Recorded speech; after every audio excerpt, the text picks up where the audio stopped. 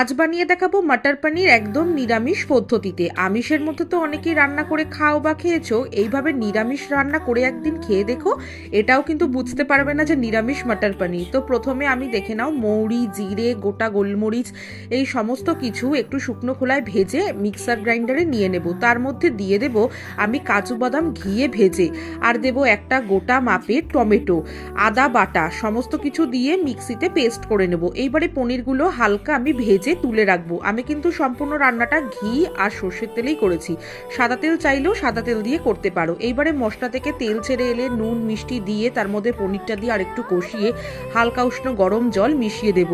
নামানোর সময় দেব fresh cream আর ধনেপাতা কুচি। এইবারই আসল ট্রিক্স, ধোয়াধার বানানোর জন্য আমি প্রথমে কিছুটা কাঠকয়লা পুড়িয়ে নিয়ে তার ওপর থেকে ঘি দিয়ে এটাকে আমি কিছুক্ষণ স্টিমে রেখে দেবো, মানে কাঠকয়লার গন্ধটাকে সোক করার জন্য। এরকমভাবে বানিয়ে একদিন পরিবেশন করে দেখো।